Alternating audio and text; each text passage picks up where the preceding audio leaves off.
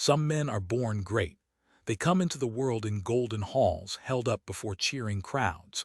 Some men have greatness forced on them, a sword pushed into their hands while the world burns behind them. And then there was me. I died at my desk at 32, alone in a dark apartment, buried in fast food wrappers in the middle of a gacha pool. The animation was still playing next to my cold hand. My name was Richard. I never held a sword in my life. My weapon was paper, and in my second life, kings would learn to be afraid of a single signed page. Let me back up. In my first life, I was a lawyer and I was good. I put myself through law school on scholarships and stubbornness, and I went into asylum law, the kind of law where losing means somebody dies. I read statutes the way a locksmith reads a lock. Everyone else saw a wall. I saw the one loose clause, the one misfiled date, the one crack you could pry a whole family through. There was one case I never talked about afterward. A family of 6 turned away at every door, days from deportation to a border that meant death. Every other lawyer said it was hopeless. I sat with their file for 3 sleepless nights, and on the 4th morning I found it, one clerical error in the government's own records. I walked into that hearing and tore it open. By nightfall, 6 people who had been as good as dead were free. Their youngest, a girl of about 7, hugged my leg in the hallway and would not let go. I should have felt like a god. Instead, I went home, sat in the dark, and understood that there would always be another family, and another, and another. The tide never went out. My parents were long dead. There was nobody waiting up for me. Every win cost more than it paid, and one day I just stopped. I closed my office door and I never really opened it again. I filled the silence the only way that asked nothing back. I gamed. I played through the nights and slept through the days, and above all, I pulled gacha. That little chime, the flash of a rare card, the daily login reward. The one relationship in my life that never disappointed me. Delivery bags piled up against my door. It was enough. I told myself it was enough. Then on an ordinary evening in the blue light of my phone, my heart simply stopped. No drama, no last words. The pull animation kept playing next to my hand on the floor. Outside, the city glittered and did not notice. A man who had saved hundreds of families died with nobody in the room, and dawn came up on a silent apartment. That should have been the end. Instead, I opened my eyes standing in a place with no walls and no floor, just warm golden light in every direction, like standing inside a sunrise. My hands were whole, nothing hurt, and far across that golden nowhere stood a woman. She was radiant in a way that made the word feel small, and she smiled at me like an old friend she'd been waiting on. "There you are," she said. "I have owed you for a very long time." She told me she was the goddess of karma. "The universe balances its own books," she said. That was her whole design. But every so often, one soul runs up a balance so lopsided the ledger itself groans. She waved a hand, and I saw them. Dozens of small warm lights drifting around me, and inside every one a family, my families. Every case, every sleepless night, every debt I'd paid down for strangers and never once collected. "So," she said, drawing one long golden line and ruling it off, "I am collecting for you." She was offering me a second life. I asked what the catch was because I was a lawyer and free is the most expensive word in any language. She laughed and answered every question, and there was no catch. There was even a gift. She called it the blessing of binding. Any contract I signed with another living soul could not fail. Not would not, could not. If the terms weren't met, then luck, weather, coincidence, fate itself would quietly bend the world until they were. It only worked on parchment in squid ink or handmade charcoal ink, and I decided right there that I would never use it to trap the innocent. Only the guilty sign at my table against their will. That was my line. It never moved. There was more. A game system only I could see. Skill points for every completed contract, 1 point per year of my age. A shop that sold the knowledge of my old world at a karma discount, stats, luck. And one rule so absurd I made her repeat it: I would level up through devoted marriage. each night with a wife who loved me, one experience point. You liked your daily rewards, she said, entirely too pleased with herself, and tapped me once on the forehead. Go collect. I had died alone because I made a religion out of needing no one. As the light took me, I made the only vow of my life that ever mattered. This time, I would not be alone. Then the world came rushing in. Cold stone, thin blankets, a throat that tasted of iron and old blood.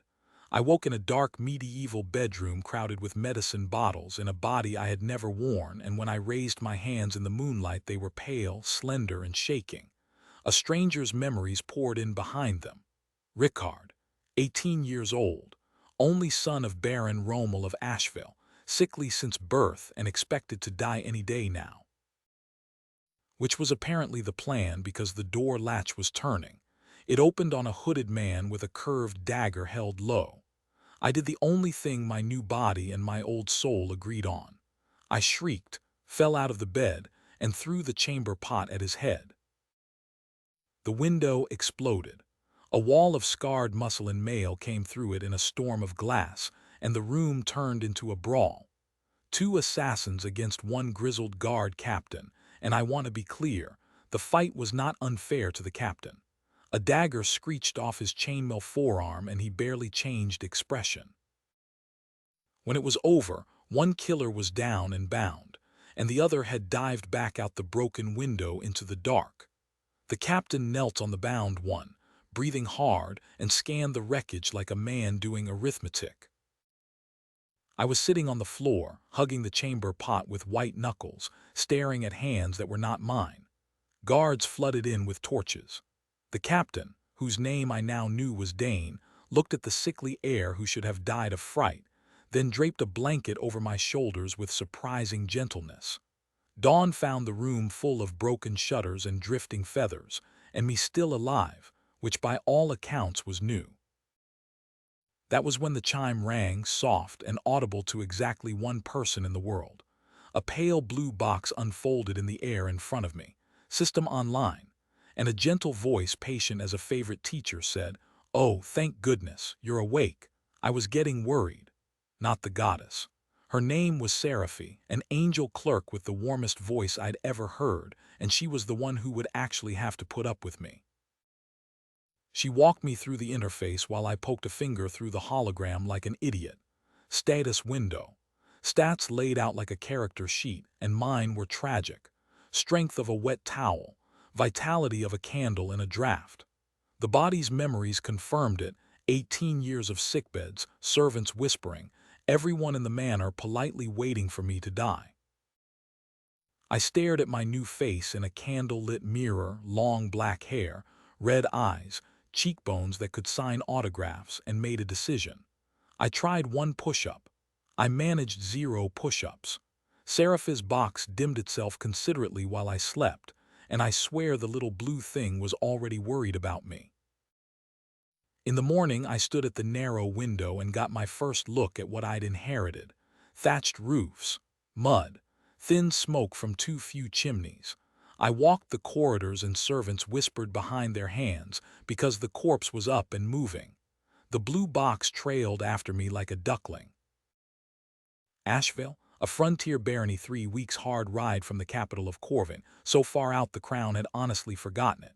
200 souls.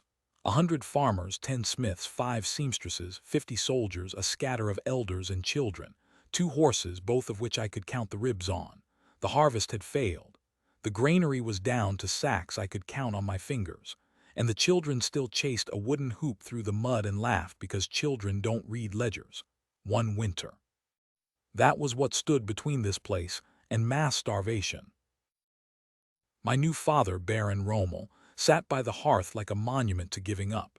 He'd been a war hero once, the kind they write songs about, and then he'd been honest in a court full of liars and gotten exiled to this mudhole for it. Now he stared into low flames with a cold cup in his scarred hands and waited, the way he'd waited 18 years, for his sickly son to die. The household came with 2 stepmothers. Collie did her embroidery by the window and watched everything over the needle warm, crafty, and smarter than she let anyone see. We played chess, and she lectured me about the neighboring lords while she took my pieces. I lost every game and won an education. And then there was Prumir. Prumir counted coins at a private desk by candlelight and watched the hall through cracked doors. And Prumir, I was fairly sure, was the reason a man with a dagger had visited my bedroom.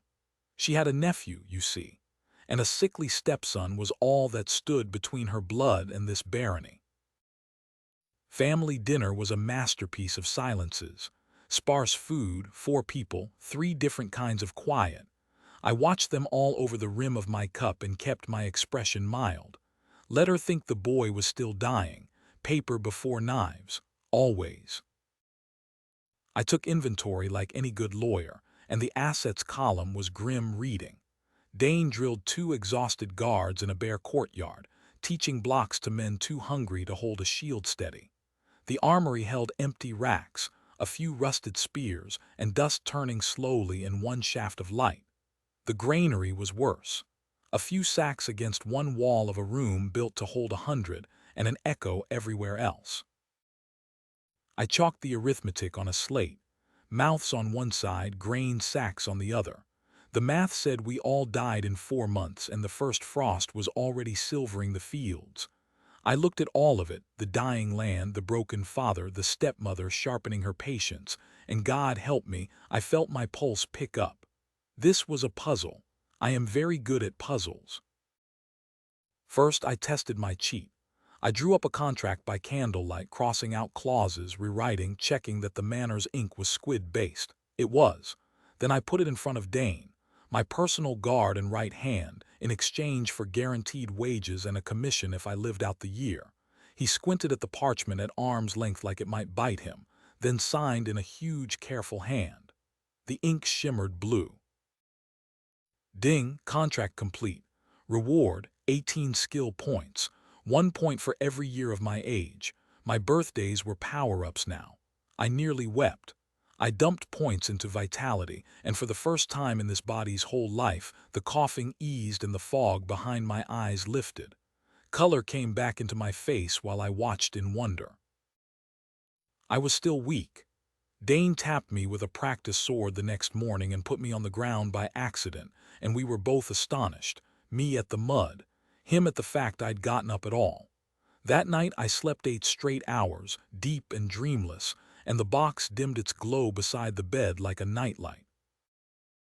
I started jogging the courtyard at dawn in the frost, wheezing like a kettle, determined and pitiful in equal measure. 2 laps became 3.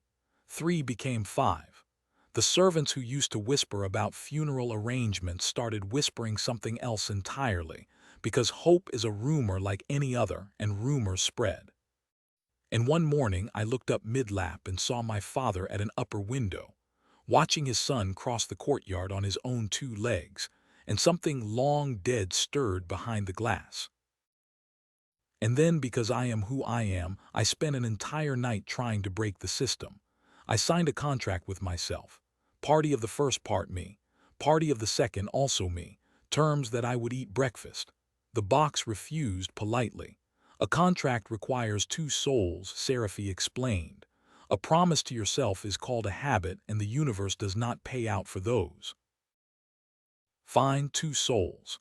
I found a stable boy and paid him a copper to sign an agreement, 1 ordinary rock delivered to me every morning for a year. He signed. It registered. Seraphi made a sound that in a lesser angel would have been a sigh and invited me to read the completion clause again. Contracts pay when they complete. All of it. My rock scheme would pay out in 1 year, after 365 faithful pebbles, with fate bending weather and geology the whole way to make it happen. I had a brief, glorious daydream of a mountain of tiny rocks, and let it go. The blessing does not grade contracts by cleverness, my lord, she said kindly. It grades them by weight. If you want to be paid as though the terms matter, write terms that matter. And that was the moment the lawyer in me actually woke up, because she was right and I'd known it my whole first life. The law rewards substance. I fed my page of cheap exploits to the candle, smoothed out a fresh sheet of parchment, and started drafting something heavy. Dawn found me still writing. Here was the problem, laid out on the map on the oak table. Asheville sat alone at the frontier's edge. The slate math gave us 4 months of grain against 6 months of winter. At the granary door, an official measured the last sacks while worried faces gathered, and in the square, the village headwoman, Elder Marin, stood with folded arms and watched the manor like a woman auditing a debtor. I would deal with her soon. Everyone on this frontier had been lied to by a manor before. First, the family. I laid the plan out by the hearth, papers everywhere. My father looked at me like I'd grown a second head. Collie leaned in with a slow, delighted smile. There was a neighbor, Baron Hertz, one valley over, whose lands had had a decent season. At dawn, Dane saddled the horses, and we rode out through the frost while the village watched from doorways. Hertz's manor had fat granaries and warm windows, and Hertz had the shrewd, unimpressed eyes of a man who has fleeced every desperate neighbor who ever knocked. He looked me up and down like a bad investment. Good. I wanted him confident. Understand, he had no reason to lend grain to a dying barony. That grain was as good as buried, so I didn't ask for a loan. I offered a labor contract. Asheville's idle hands, a full season of road work and quarry work and ditching, in exchange for grain now. And then I let him negotiate. He counted his advantages off on thick ringed fingers, piling on conditions, certain the sickly boy across the table would miss them. I missed nothing. I folded on every point with a meek little smile and eyes that were not meek at all, and I watched him write his own doom in clause after airtight clause. A penalty here, an aggressive delivery schedule there. His own steward raised an eyebrow, because here is the thing about my blessing that I had already understood. I did not need favorable terms. I needed completed terms. Every clause he added just gave fate more rope. He signed with a greedy flourish. The ink dried with a shimmer only I could see, and somewhere quietly the world began to conspire on my behalf. We shook hands, him satisfied, me trying not to grin. Riding home through the first light snow, I failed at not grinning, and Dane side-eyed me the whole way. Somewhere behind us, a heavy-set baron was frowning at his own ledgers, recounting, and arriving slowly at respect. And in a doorway of that prosperous hall, though I thought nothing of it then, a young woman with a ledger under her arm watched us leave. The caravans came through the gate in mild winter light, wagon after wagon of grain, and the village cheered them in. A farmer named Pell pressed his forehead against a full sack and wept without shame. That night the manor hall filled with benches and steam, and 200 people eating properly for the first time in months, children going back for seconds while the elders murmured blessings. I stood in the doorway and watched, and the vow I'd made in the golden light settled in behind my ribs. Ding! Quest complete, survived the winter. Outside, snow fell soft on lit windows, and for the first time in years, Asheville slept warm. The winter, by the way, was unusually mild that year. The caravans never lost a wheel. The one bandit crew on that road came down with a month-long flux. None of it looked like magic. That is the whole point. It just looked like luck. Grain bought time, not safety, so I opened the shop and bought knowledge, and the first thing I bought was almost insultingly simple: preservation. Salt barrels rolled into the manor kitchen. I stood at the block with my sleeves rolled and taught salt currying to a ring of villagers who were entirely sure the young lord had lost his mind. We built a smokehouse. We hung fish in amber rows. Somebody botched a salt rub and got laughed at, and the laughing was new too. Pell counted the filling shelves under his breath like a man afraid to say the number out loud. The storeroom filled, crock by crock. We even opened a winter market stall, and traders from the next village came to poke at our preserved goods with grudging faces. 4 months of food was becoming 6. Word spread. The corpse in waiting was suddenly the boy who knew things. Which brought Elder Marin to my kitchen at dawn, unannounced, arms folded, unimpressed as a mountain. She pointed one finger at the storeroom door and asked the only question that matters on a starving frontier: who holds it? Who decides which family eats when the stores run low? Every villager in history has watched a lord's cellar stay a lord's cellar. I didn't make a speech. I handed her a ledger. Rations by household. Names, counts, dates, a distribution schedule plain enough to check on your fingers. Posted on the village well, updated every week. And if the count at the well ever disagreed with the count in the cellar, the difference came out of the manor's table first. She read it twice. Then she looked at me for a long moment and said, "I'll be at the well every week, my lord, counting." Good, I said and meant it. She was. I never missed a week, and 200 people who had spent their lives being lied to learned, 7 days at a time, that this lord wrote his promises where everyone could read them. Marin allowed herself one small approving nod that winter. I treasure it still. The village began to mend around us, in small ways first. Pell coaxed winter greens out of a cold frame, breath steaming over the tiny leaves like they were newborns. Grum the blacksmith ran his forge for the village and waved off payment, sparks fountaining while he hammered out a new plow blade with the face of a man who decided something and wasn't going to discuss it. Fresh fence rails went up. Roofs got patched. By midwinter there was smoke rising from every chimney in Asheville, straight and unhurried, and you could stand on the manor steps and watch trust being rebuilt line by line, like a ledger filling in. One evening in dusk sleet, a lone figure came up the road to the gate. A woman, hollow-eyed, soaked through, with a burned scar she kept covered and a stare that had stopped expecting anything from anyone. The guards sent for me because I had standing orders about exactly this. I went out into the sleet myself, hood back, lantern in hand. Food before questions, always. I sent for hot stew first, and while she ate with both hands like it might vanish, I sat down across from her on a grain barrel and read a single page aloud. Slowly, every clause, work if she chose it, wages posted publicly same as anyone, a roof, my protection personally in writing. And one term I read twice, she could leave whenever she wished, owing nothing. I turned the page around and held out the pen.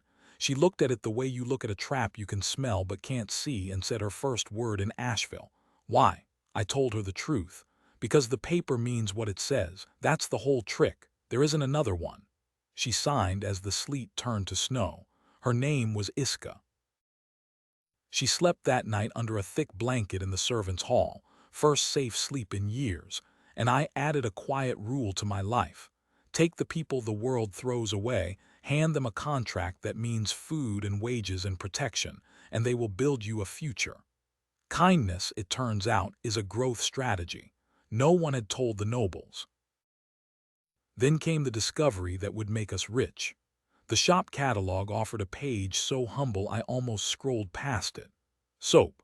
I spent a week elbow-deep in fat, ash, and lye, set one small fire, and produced a lineup of failed gray lumps that I interrogated like suspects. And then the first true bar came out of the mold, white and hard and pearly, and it was the most beautiful thing I had made in 2 lifetimes. I washed a farmer's hands at a trestle in the square, and the crowd watched gray water run off clean skin like I'd performed a miracle. The lavender batch made grown villagers giggle. Iska took over the soap benches within a fortnight, directing the work with a quiet authority nobody voted on and nobody questioned. We stenciled crates with the words ASHVALE white, and the first trade caravan rolled out of the gate, loaded to the rails while the village waved it off. It came back with silver. The strongbox lid opened on actual coin, and a well-dressed lady from the next barony bought 10 bars in one go while her maid pretended not to sniff the basket. Ding! Trade route established. I had plans for that soap. Large ones. Not everyone was cheering. Sam, the blacksmith's son, had spent 18 years tormenting the sickly little lord, because I'd been the one creature in the village too weak to hit back. Now he watched me cross the square with my new purpose and his old contempt, and one gray morning he shoved me face first into the mud in front of everyone.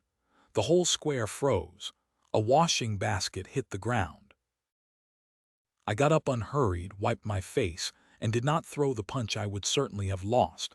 Instead I asked him loudly whether he'd eaten that week, whether his little sister had, whether he was shoving me because I'd wronged him, or because he was terrified of the winter like everyone else and I was the only thing smaller than his fear.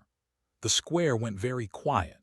Sam stood there red-faced with his fists slowly forgetting what they were for, because I hadn't mocked him. I'd seen him in front of everyone, and that was worse. Then I offered him a job. I was building something, I said, and it needed exactly the kind of stubborn fury he was wasting on the weak. He spat that he'd never take orders from a corpse and stormed off, and his father Grum hauled him home by the ear like an overgrown boy. But that evening Sam stood in the smithy doorway a long time, hammering nothing, watching my soapworks run. The hook was set. The tax assessor arrived in spring, a smug little functionary with 2 bored escorts and an armful of scrolls, here to squeeze a dying barony like every year. He found the barony inconveniently alive, and a young lord who greeted him with tea and a complete copy of the Frontier Charter. He tried inflated valuations. I quoted the assessment schedule. He tried invented arrears. I produced receipts. He tried a fee for the privilege of being robbed, and I pointed at the clause in his own paperwork that made it illegal and watched him deflate like a punctured bladder while the villagers smirked in my doorway. His carriage left in unseemly haste, lighter than it came. The village told that story all year. But all of that was the easy part, because Prumir was still in my house. And Prumir had noticed that the sickly heir was no longer sickly, no longer easily waited out, and no longer safe to leave alive. I'd catch her on the balcony, watching the prospering square with cold arithmetic in her eyes. Letters went out under wax seals at midnight. Hard-faced men took coin purses at the night gate. Her whisper network ran on things said and never written, because that is how court intrigue has always worked. You never put your throat on a page. Dane and I sat up nights over a diagram of names, and I built her a trap out of her own religion, greed. I let word leak through exactly the channels she watched, a quiet, profitable arrangement skimming Asheville's new trade off the Baron's books, needing only a discreet partner. And to protect all parties, naturally, it would have to be formalized, on parchment, in good ink. She signed. Of course she signed. She thought she was signing a smuggling arrangement to fund her nephew's claim. What she actually signed, read correctly in front of the correct people, was a confession, and every self-serving term she'd insisted on adding only pulled the noose tighter. Behind her, unseen, a soft chime rang. I called the household to the hall. Rommel at the head of the table, Kali watching with hooded eyes, Dane by the door, and I laid the parchment in front of Prumir and simply read it back to her, clause by patient clause, in the flat voice I once used on war criminals with better lawyers than hers. I watched her face move from smug to confused to gray. She looked at the boy she'd sent daggers after in the night, and understood, far too late, that she had never once been the most dangerous person in this house. My father rose from his chair with a face that promised gallows. And here is where I drew my line, the one from the golden light. I had her. The assassins alone would have hanged her, and my father would have signed the order with steady hands. But I hadn't used the blessing to trap her, just ordinary bait in her own greedy hand, and I was not going to build my home on a gallows. Kali watched me with a small knowing smile as I offered terms. Surrender. Confession stays sealed. Exile to a convent estate, comfortable and far away, defanged and alive. Prumir looked at the confession clause glowing faintly blue on the table, and collapsed into a chair, and took the deal. Her carriage rattled off down the gray road in the morning mist, a plain box on wheels growing smaller and smaller against the hills. The convent that took her in sat far away under moving clouds, austere and quiet, and that was that. And the moment she was over the horizon, the whole manor exhaled at once. Servants moved lighter. Windows that had been shut for years got opened. Winter light came into the hall and lay across the stone, and the house itself seemed to warm by 2 degrees. My father and I sat by the hearth that evening with 2 cups and no words, which was more than we'd managed in 18 years. And some nights later, he found me alone in the hall with my mother's locket open in my hand. The only thing of Paris that existed anymore, a tiny painted portrait of a clever-eyed woman and one curl of dark hair. He stopped in the doorway. Then for the first time in my new life my father sat down and talked about her, that she was too clever for him and knew it, that she'd laughed at his rank and married him anyway, that she was kind in the specific, practical way, and here his voice did something rusty and strange, the way I was kind now. "I thought I'd buried the last of her," he said, looking at the locket. "I was wrong. She'd have liked you, this version. I have argued before international tribunals and I could not find one word. What I finally said was, 'Teach me the sword, I'm hopeless. I'll stay hopeless. Teach me anyway.'" He blinked. And then the old war hero smiled like a door coming unstuck. So began the worst sword lessons in the recorded history of the frontier. He demonstrated stances with a soldier's patience. I flinched away from a wooden sword moving at the speed of honey. Dane sat on the courtyard wall and failed so hard at hiding his grin that his shoulders shook. I spent that whole frost season getting knocked flat, and every time my father's hand came down to pull me up, and neither of us said what we both knew, that none of it was ever about the sword. Spring brought a letter that creased my brow at the desk. Baron Hertz, my grain partner, was in debt trouble. A creditor was circling his barony with the patient smile of a man foreclosing on a friend. I owed Hertz nothing, technically. I rode out anyway through the thaw, Dane at my side, and found the prosperous hall gone quiet and its master pacing and wringing his hands. And in that worried hall I found something else. A young woman with short blue hair and round glasses, ink to her elbows, standing her ground in front of the creditor's smirking agent with a ledger clutched like a shield, arguing numbers and winning, and being ignored anyway because who listens to a merchant baron's bookish daughter? I stood in the doorway and listened to her take his figures apart, and I will admit it freely, struck stupid. Her name was Camille. I renegotiated her father's debt that afternoon, clause by clause, until the agent squirmed and settled for a fraction. Hertz wept and wrung my hand too hard, and Camille cornered me in the corridor afterward, suspicious and curious in equal measure, and demanded to know what I wanted. "Nobody does something for nothing," she said. She was right, generally. I did it anyway, and that unsettled her more. Her father, being her father, proposed the obvious alliance: marriage. Camille stood there stiff and silent while two barons discussed her over her head, eyes fixed on the middle distance, a woman being handed across a table like a sack of grain, and something in me refused. When the contract was drafted, I told her in front of witnesses that it was void. Not broken. Void unless she signed it herself freely. Her hand was not part of any price. The alliance with her father stood either way, and I'd already cleared the debt, so she could make her choice owing nothing to anyone. I left the signature line blank and laid the quill across it. She stared at that blank line for a long moment, glasses slipping, something unguarded crossing her face. Then she took the contract home unsigned, and I heard nothing for a while. What I did hear was that she'd started visiting. She toured the soapworks firing delighted questions at Iska. She got into Asheville's account books at midnight and stayed there, glasses pushed up into her hair, utterly happy. Whoever holds the ledgers holds the barony. I know that now. I learned it from her. We started working across the same table, and it turned into the best hours of my week.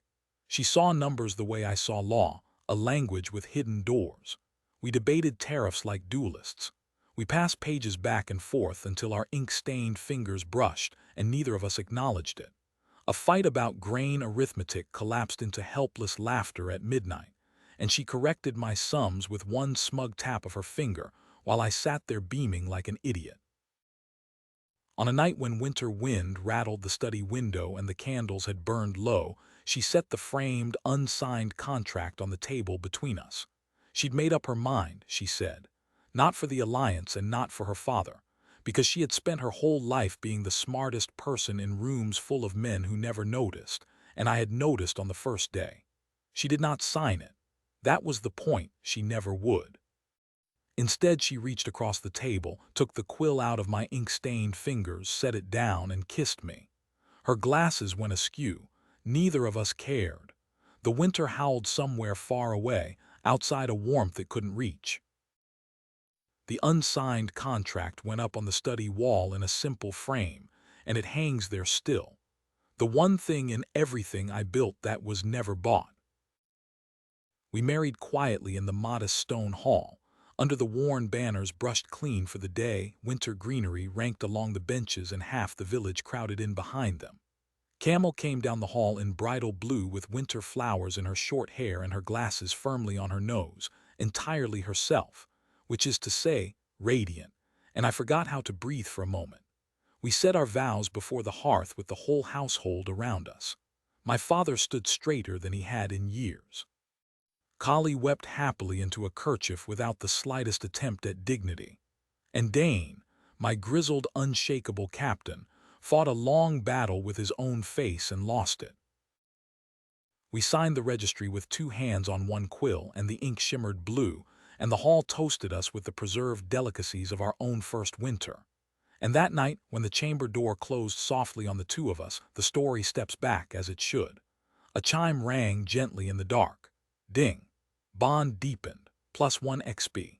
And below it, in Seraphi's most diplomatic script, a note that she would be averting her eyes now. Thank you, and please enjoy the evening. For the first time in 2 entire lifetimes, I was not alone in the dark. Spring opened over Asheville like a ledger with good news on every page. New plows cut straight dark furrows. The village roll climbed past 200 and kept climbing, because word had crossed the frontier that a person with nothing to their name could sign 1 page here and be fed, paid, and protected. Iska read the contract aloud at the gate to every new arrival, slowly, every clause, the way it had once been read to her. Roof beams went up to ragged cheers. Soap wagons loaded 3 at a time in the yard. The strongbox graduated to a strong room, and the guard carrying the chests grinned at the weight. Ding. Tier 2 unlocked. The shop catalog bloomed with new pages, and I lay in bed at midnight scrolling it with an addict's eyes while the box patiently dimmed itself around me. Some habits survive death. Seraphi has opinions about this. My 19th birthday landed in a hall that had known only grief for 18 years, and the village threw me the first real celebration of my life. Kali ran the kitchens like a field marshal with flour on her sleeve. The long oak table disappeared under everything we'd learned to make. Pell toasted with a prize vegetable held up like a trophy. Grum gruffly handed me a hand-forged letter opener shaped like a tiny sword and turned red when I loved it. Dane presented a real practice sword with full ceremonial gravity, and the hall howled. My father stood and gave the father's toast, straight-backed and shining, and cups went up all down the table. 19 mismatched candles on a rustic cake doubled in every eye around it. Ding. Age 19. Contract yield increased. Every completed contract paid 19 now and would pay 20 next year, and I realized the goddess had built me a life where growing older was the reward. Camel kissed my cheek in front of everyone and my face went as red as my eyes, and somewhere under all the cheering, the vow in my chest felt, for one evening, like something that might actually come true.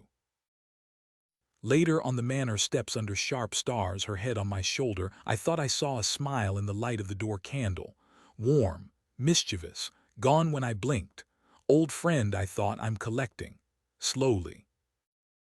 From the hill, the village at dusk was all lit windows and new roofs among old.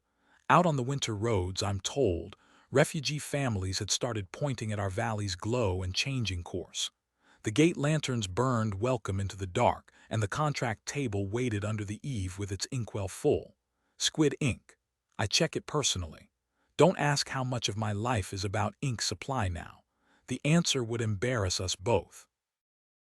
Camel ruled off the year's ledger with one satisfied stroke, profit in every column. My father surveyed the drill yard with a soldier's eye come back from the dead, and I sat at my desk at ease, listening to family noise through the door, in a house that had plans instead of grief in it, and let myself feel it.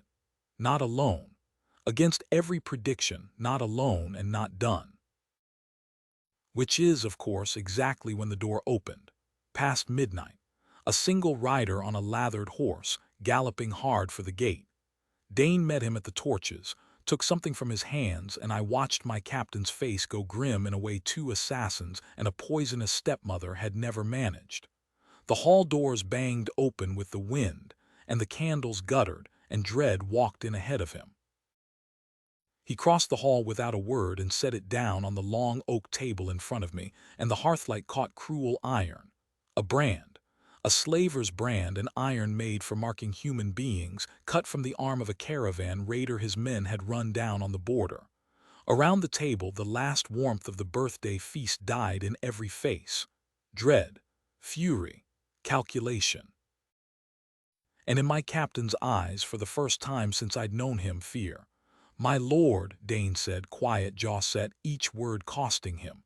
"They're not raiding for goods, they're raiding for people."